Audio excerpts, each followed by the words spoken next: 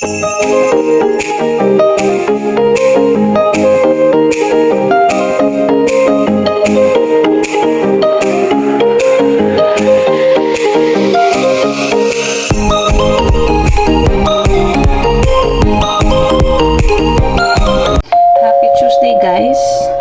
ito ang aming ulam, munggo. Kahit hindi Friday, nagmumunggo kami.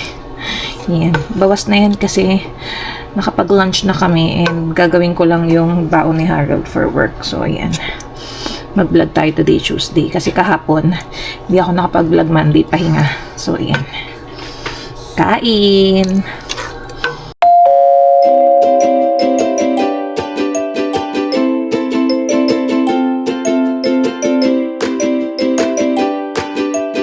A few moments later.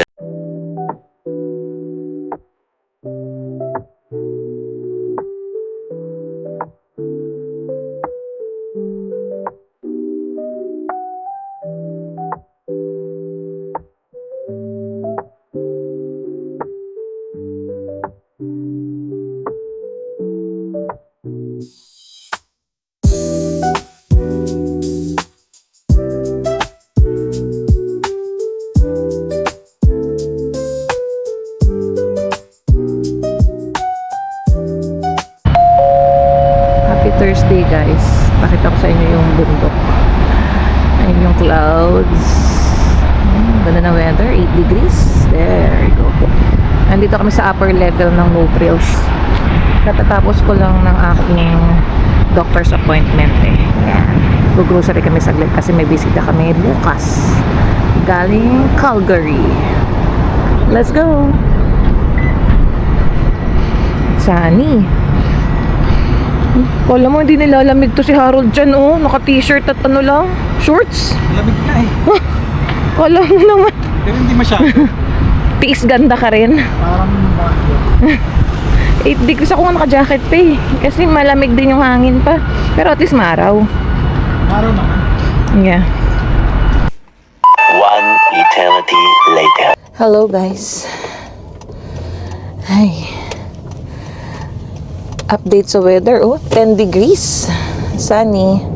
Pauwi na kami. Hindi na ako nakapag-vlog sa loob ng No Frills kasi ang lakas ng music nila doon. Yan. Nag-grocery lang kami saglit para sa aming bisita bukas. Yan. Though may lulutuin pa naman si Harold kasi syempre may bisita. In 150 meters, may extra. West 12th Avenue. Yan. Mura din sa No Frills. Basta mga naka-sale. Kasi nagulat ako sa presyo ng Reno eh. At the light, $4.99. Eh, mura yun sa 88 eh. Though, nagulat si Harold doon sa total bill namin nasa 54 lang. Na-expect niya 80 to 100 eh. Continue for 800 meters. Yan. And hindi naman kami madala sa No Frills eh. Ito lang kasi yung pinakamalapit na grocery. Galing kami ng clinic eh. Kaya, yun. Pauwi na kami. 10:22 a.m. na. Yan. Uy! Ito na yung last check-up ko sa aking OB, gynae. Magkikita na kami sa ospital sa Tuesday. Ayan. Hinag pa nga ako ng aking doktor. Sabi niya, see you next week. Ikaw lang sa kanya eh. Ako nga. Ay, hinag din niya ako eh. Mabait yun. Ayan. Galing siya ng bakasyon eh. Buti nagkita kami ngayon sa last appointment ko. Ayan. May mga tinanong lang din ako sa kanya. Nasagot naman niya. And humingi lang din ako ng prescription ng breast pump kasi parang pinag-iisipan ko na bibili ulit ako. Ang haba ng driveway na. Oo nga eh. Yan, pinag-iisipan ko bibili ulit ako ng breast pump. Tapos kung maire-reimburse sa insurance namin ni Harold, In why not? 200 meters, turn right onto Kasi Main nga, Street. 'di ba, naibenta ko yung medela ko. Sabi ni Dr. Ron, kala mo last na, no nga eh. Kala ko last na si Hailey. Di pa pala. There's more. There's one more. At the Kaya light, yun. turn right onto Main Street. And then, may postpartum check-up din pala ako sa OB ko, guys. So, in-schedule na rin namin yun ng April. Yan. So, today is March 5. 5 days na lang, guys. Mga anak na ako. Excited na ba daw ako? Sabi ko, excited na kinakabahan. Hey. Hirap na rin maglakad-lakad ngayon. Kasi nga parang nafe-feel ko na sobrang bigat na niya. Parang may mga kumikirot-kirot na. Or may sumasakit na down there. Pero si baby, breech pa rin siya. Pero this time, andito ang kanyang ulo nung kinapa ni Doc. Yan, sabi niya, it doesn't matter, natawa lang siya.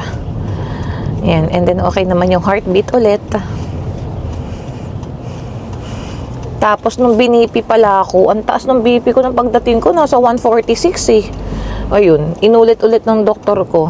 Nag-normal naman, nag-120 na. Yan. Hindi kasi ako nag-vlog nung on the way kami For 5 kilometers. sa clinic. Pero sabi ko sa kanya, nakaupo lang naman ako sa car. Tapos kumakain ako ng breakfast. Yan. Nabitin ako sa breakfast kanina eh. Kaya dumaan lang kami ng McDo for pancakes. Kaya, ayun. And hindi pala ako nakapag-vlog ng guys ng Monday, Tuesday, Wednesday. Parang pinahinga ko yung 3 araw. Though iniisip ko mag-vlog, meron akong mga small clips dyan na mapapakita.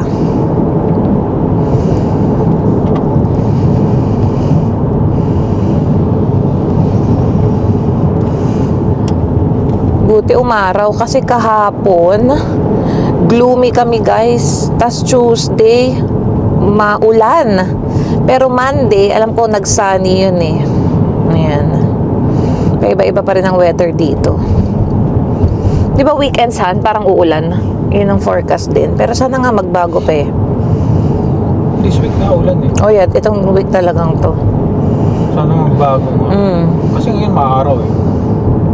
Yeah. Sana bukas maaraw kasi may bisita kami. At least makita niyang sunny ang Vancouver kasi galing siya sa malamig na province. Galing siya ng Calgary. Ayan. Sunduin namin sa airport bukas. Mga 10 hours ang layover, no? Kasi pauwi siya ng Pilipinas. More than kasi. More than. 30 siya nandito bukas eh. Tapos 10 yung More- flight eh. 10. Oo nga. More than 10 hours yung flight. Ay, more than 10 hours ang layover. Yan. Yun kasi daw yung murang ticket. Why not? Nandito lang naman kami.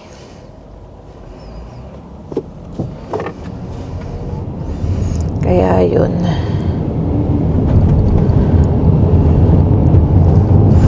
Wala naman kaming ganap. Siguro yun, makakapag-vlog bukas. Saturday, Sunday, yung usual na errands. And then, Monday, tapos Tuesday, schedule na ng CS. Ang bilis.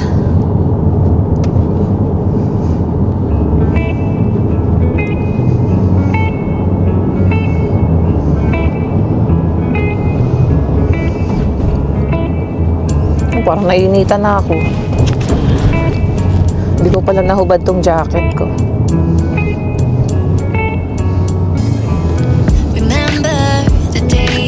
Gumagalaw si baby. Wild and free, basic getting sprung on. We used to dance the night away, hang out the whole next day, laughing, having fun.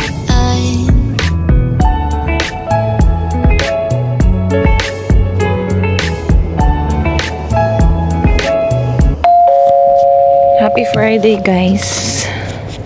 Maulan na naman ng Vancouver. Yan. Pero 10 degrees kami. Ayan na nga ba yung forecast ng maulan na weather ng weekends eh. Simula na today. Yan. 9 minutes ang drive namin papunta ng airport. Lupit ng banggaan nila. Ah, saan? Wala na, Ay, nadaanan na. hindi ko nakita. Pumiki yung gulong. Oo. likod. May banggaan, guys. Nag-report din na is still the area. In 400 Yes. meters, use the left 2 lanes to take the ramp to airport. Nag-alert itong Google Maps ni Harold kapag may mga nearby crashes. Hindi kasi may nagre-report. Ayan, may nagre-report. So, sinabi ko, yes, nandun pa. Ayun nga, 9 minutes drive lang kami from, going to Vancouver airport. Magsusundo kami ng friend. Lumapag na siya eh. So, waiting na siya sa amin. Ang mahal ng gas namin, 182. Use the left 2 Grabe. lanes to take the ramp to Lahat airport. naman apektado sa sa gas. Continue for 4 kilometers.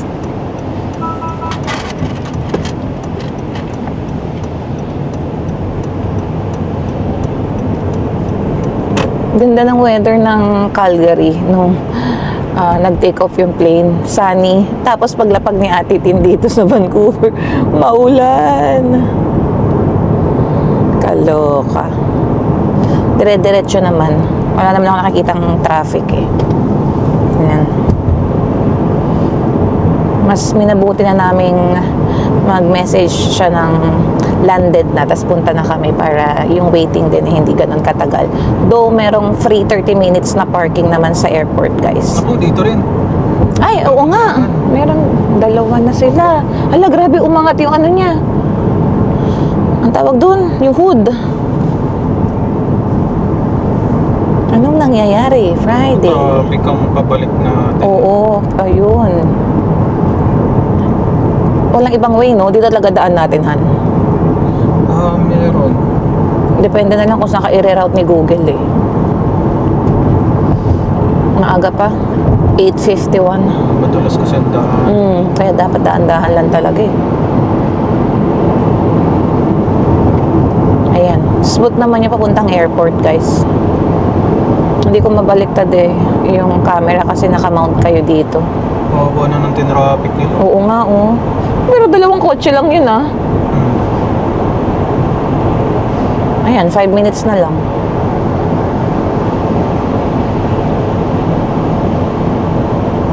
Ihatid din namin siya mamayang gabi. Tapos sa Sunday, babalik din kami ng airport. May kukuhanin din kami dito.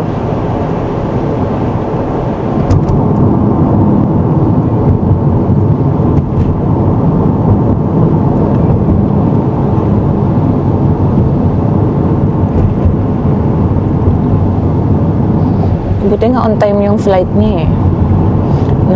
Na-search ko kanina eh. Wala namang mga delays. Kaya yun.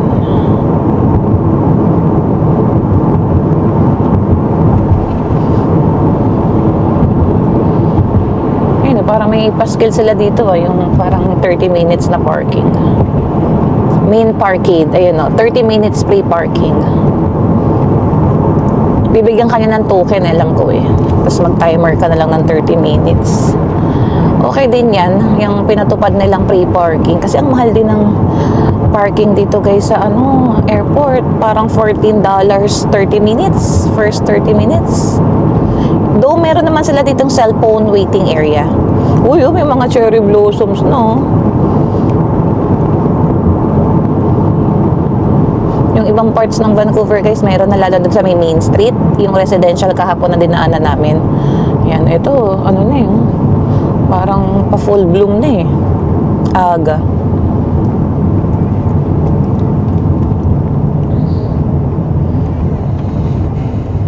Ito dito yung area ng cellphone waiting eh.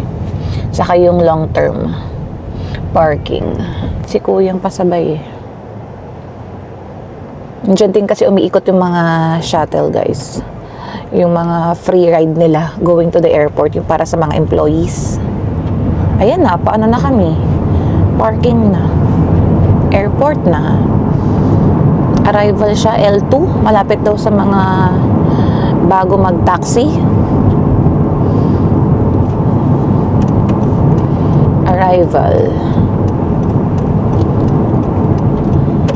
Uy, Petro Canada, 184. Ba yan? Dito tayo sa gitnang lane ba? Arrival. Yan. 4 na lane eh. Departure, arrival, car rental, tas parkade.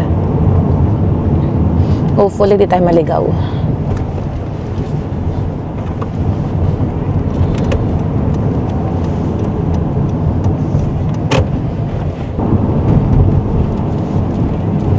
Sa parkade ka Ayun, umano. Arrival Canada. Oh. Parkade to ah. Ay, ano? Arrival Canada. Nakikita mo ba? Okay. Oh, sige. Dito rin pala ang daan nila. Akala ko banda doon. Kasi doon ko nakita yung taxi eh. Arrivals. Okay.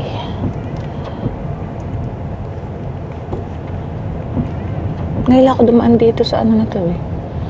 Na may kotse.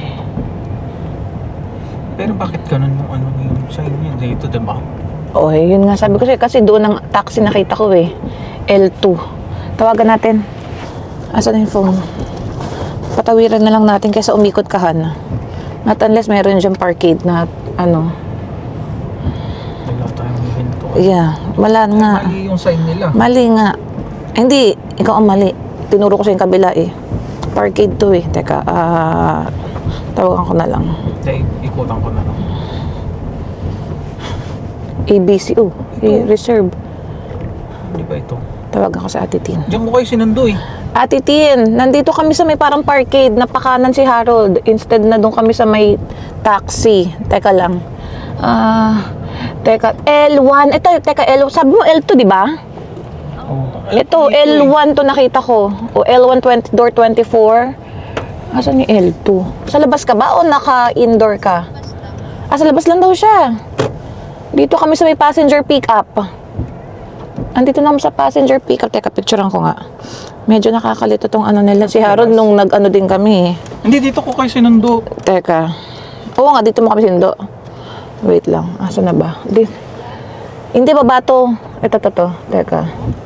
Ito kami. Picturean ko. Dito na ba? Teka. Asan na ba? Wait. Nag-drive kasi si Harold. Saan ka? Ano itsura? Pati nga yung itsura nung sa likod mo. Taas yan? Ayan o. Teka. Duman ba tayo dito, Han? Pero arrival yan. Ay! Ano yung nakakita mo? Ano yung signage na yun? Yung may blue. Ano yung signage na yun nakalagay?